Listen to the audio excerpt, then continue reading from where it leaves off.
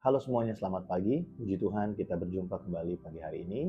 Hari ini kita akan merenungkan firman Tuhan dari Roma pasal yang ketiga, ayat yang ke-20 sampai dengan ayat yang ke-22. Saya akan bacakan bagi setiap kita, demikian firman Tuhan. Sebab tidak seorang pun yang dapat dibenarkan di hadapan Allah oleh karena melakukan hukum Taurat, karena justru oleh hukum Taurat orang mengenal dosa. Tetapi sekarang tanpa hukum Taurat telah dinyatakan kebenaran Allah, yaitu kebenaran Allah karena iman dalam Yesus Kristus bagi semua orang yang percaya. Dari ayat yang kita baca barusan, kita sama-sama menemukan fakta bahwa tidak ada orang yang dapat diselamatkan karena melakukan hukum Taurat. Atau kalau dalam konteks kehidupan kita hari ini, tidak ada orang yang dapat diselamatkan karena melakukan segala peraturan-peraturan agama.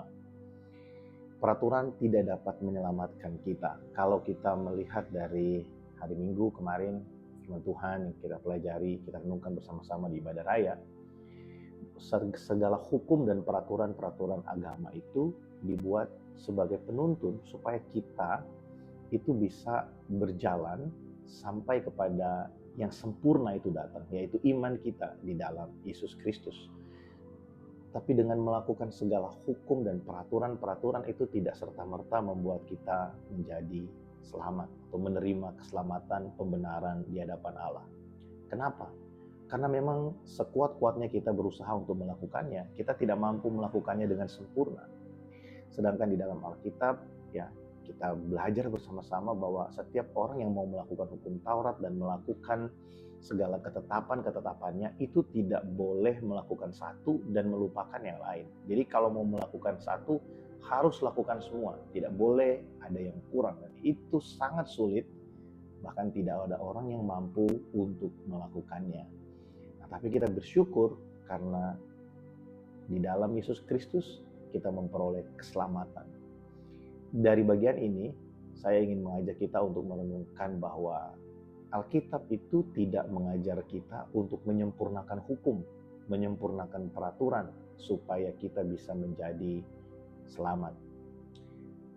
Tapi Alkitab mau supaya kita hidup dalam pengakuan akan ketidakmampuan kita, bersandar pada anugerah Allah, dan kita terus hidup oleh iman di hadapannya. 3 hal ini yang perlu untuk kita perhatikan dan kita kerjakan di dalam perjalanan iman kita. Jangan sampai karena kita sudah melakukan banyak hal, kita merasa kita mampu benar dengan pencapaian atau performance kita, sehingga kita lupa untuk bersandar pada anugerah Allah, dan kita bersandar bukan lagi kepada iman di dalam Yesus Kristus, tapi kepada segala usaha dan segala kekuatan kemampuan kita. Masihkah kita bersyukur dengan keselamatan yang kita terima di dalam Yesus Kristus? Masihkah kita bersyukur dan berbangga bukan karena apa yang kita dapat capai di dalam Dia, tapi karena apa yang sudah Tuhan berikan kepada kita melalui pengorbanannya. Rasa bangga itu seringkali hilang, ya, tertutupi dengan performance kita.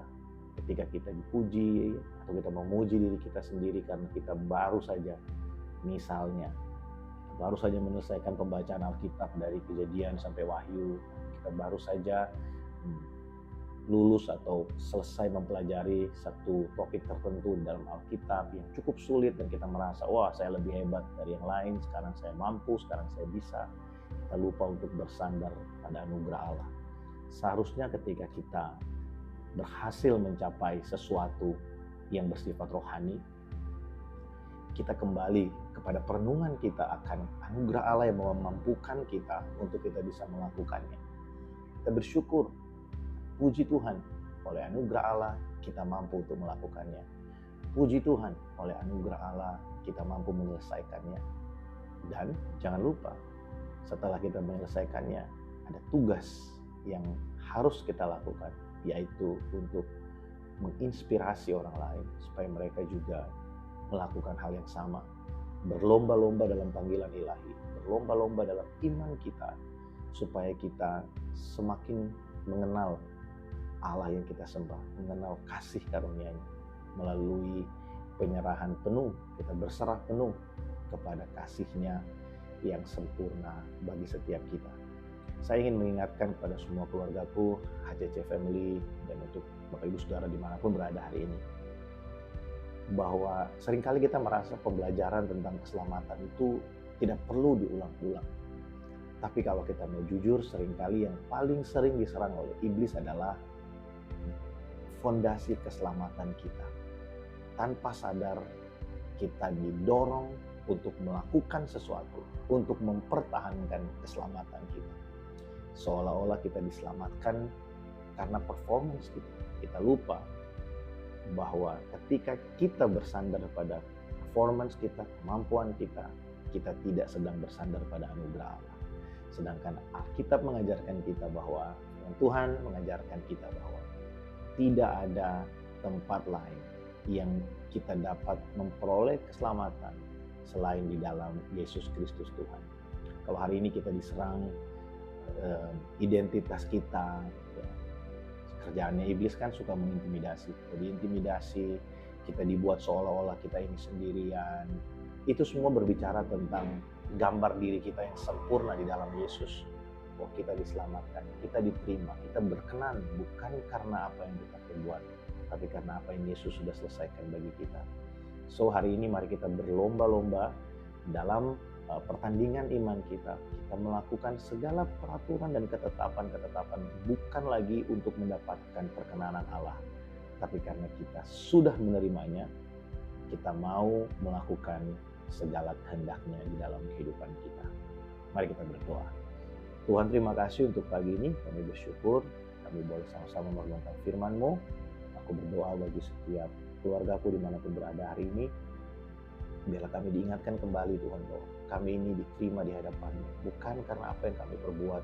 Mungkin kalau kami melihat diri kami ada banyak sekali hal yang kurang, banyak hal yang masih menjadi pergumulan bagi kami, tapi kami bersyukur karena Tuhan masih berikan kami kesempatan hari yang baru, sehingga kami boleh terus belajar, diubahkan dan dikuatkan di dalam Engkau. Terima kasih Tuhan.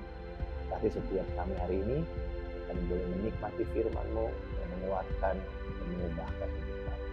Kami sambut hari yang baru dalam nama Tuhan Yesus kami berdoa. Amin. Puji Tuhan. Selamat beraktivitas. Tuhan Yesus memberkati setiap kita. Selamat.